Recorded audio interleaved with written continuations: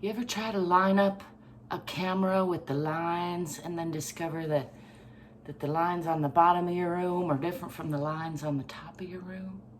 Hi, I'm ZGALA, Aunt Angel, here to do some stretches. Not talk about straight lines, I'm here to talk about wavy lines and curves and nuances and things like that. Actually, I'm going to also talk about straight lines because I might do some triangle poses. Maybe. I don't know. You don't know either, do you? Let's find out.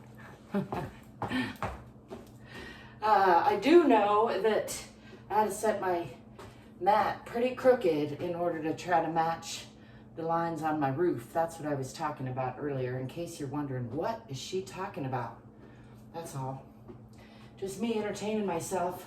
Well, I take a short break and do some stretching. Let's run through a quick full body routine and throw in some triangles with straight lines since I brought it up. Starting with a back bend and then coming into a forward bend, swan diving forward. I'm going to pause here, take a deep breath in, and then just relaxing into that forward fold, letting go of the belly, letting go of the back. You can just hang from your hips. You can bend your knees and jiggle your thighs a little bit if you want to. That sounded more fun than I meant for it to, but that's all right. And then push from the bottoms of your feet and tipping from the tailbone up, roll up the spine, one vertebrae at a time. Just coming back to upright. Let's shake that out a little bit. And then bend your knees, swing your arms up and back into that back bend again, coming into a counter stretch, looking up at your fingertips. Don't forget to breathe and smile. Swing those arms, continuing back, and bring them behind the back, clasping fingertips, pointing those fingertips down, and pulling again into that counter stretch, pulling down with those hands, pushing forward with the hips. Coming back to neutral, shaking that out a little bit.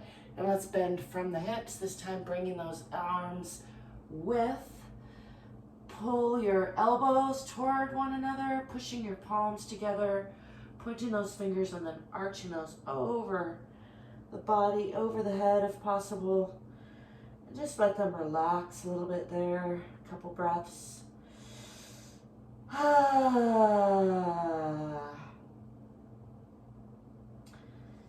And turn to the left side, pulling your arms and elbows to the right for a little twist. You can bend that opposite knee, touch your right knee to right shoulder, same side to same side, and then coming back to center. Just let your arms stretch overhead a little bit more, and then leaning to the other side, looking to the right, leaning the arms to the left, and bending that left knee. You can touch knee to shoulder on that side.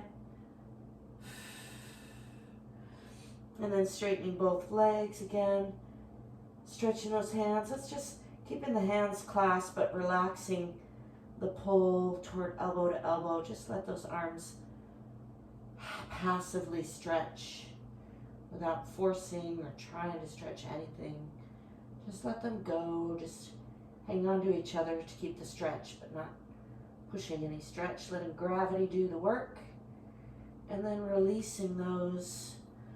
I'm going to bring those, let's do a check on the backs of the legs, down the backs of the legs, checking in with those ankles, coming around, checking in with the toes. Bend your knees if you need to. Check in with the toes and the ankles. Let's just do a body check all the way up, checking in with the knees, the thighs, rolling up slowly, the hips, just saying hello to everybody.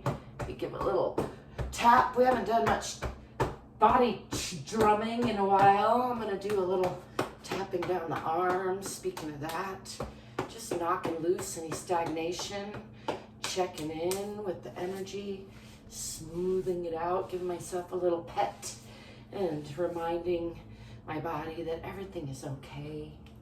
It's okay to let go of the stresses of yesterday. I'm going to step forward on the mat just so I can step back with the left foot first into a warrior pose. That's a nice, strong, stable pose with the feet relatively parallel. Front knee is bent. Pull your back hip forward, forward hip back, and tuck your tailbone under so that your pelvis is relatively square to your parallel feet, perpendicular pelvis.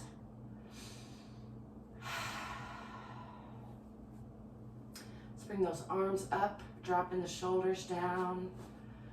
Just still checking in on that stability, nice and long and strong through the core.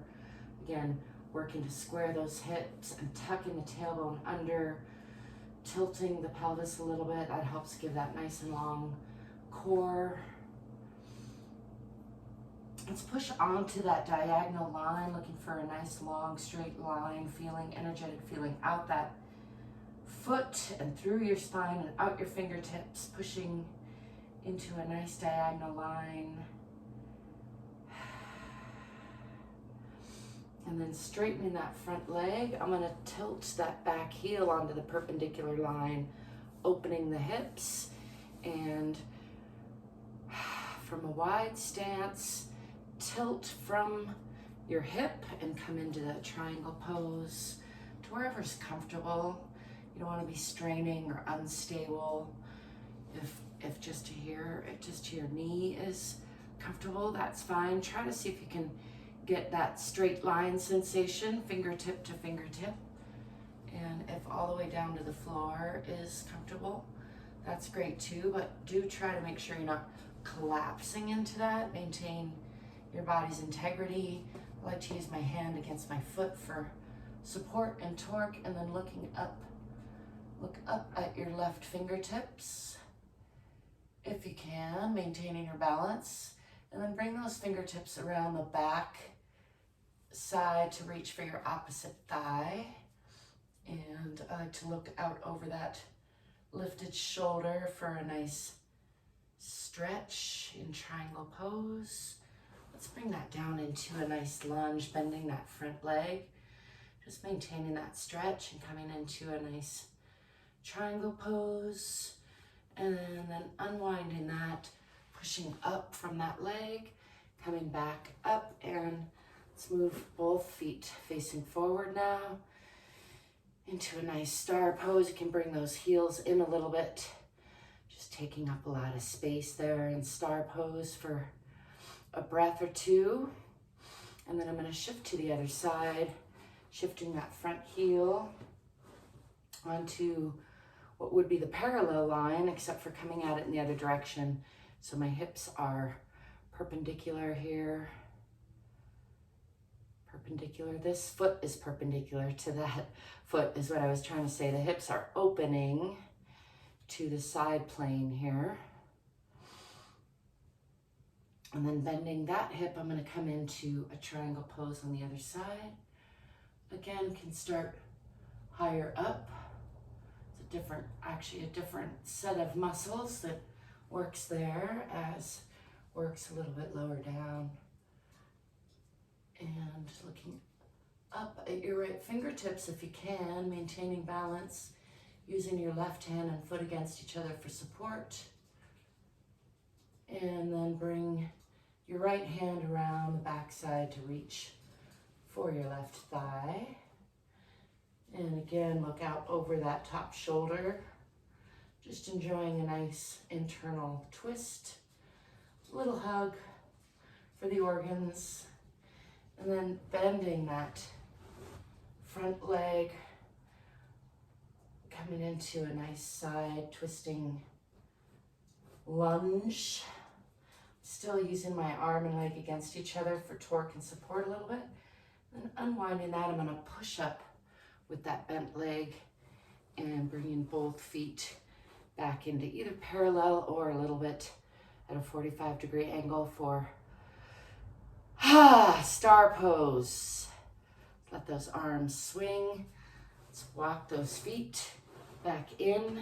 My mat's not cooperating, so I'm just gonna step back in. I'm gonna do just a little bit of Qigong-esque shifting of energy. I wanted this to be just a nice short, what I'm calling a fitness snack. It's a new term I'm trying on that I heard some version of and thought I like lately. And it's a good thing to keep in mind that you don't have to set aside a big amount of time to work out. 2 minutes is better than no minutes. Even 10 seconds can go a lot further than you think. 10 minutes is terrific. 20 minutes is great. If you can fit in, 4 or 5 minute snacks through the day, there you have your 20 minutes of fitness every day. And the more you do, the better you're gonna feel and the easier it's gonna be to do, the more you're gonna want to do. So start small and build on your skill level. Start where you are, do the best you can with what you got. Let me know if there's anything I can do to help support you. There's ways to connect with me in the description. And I thank you if you do. Don't forget to like and subscribe. And stay curious, courageous, fit and free. Till next time, peace.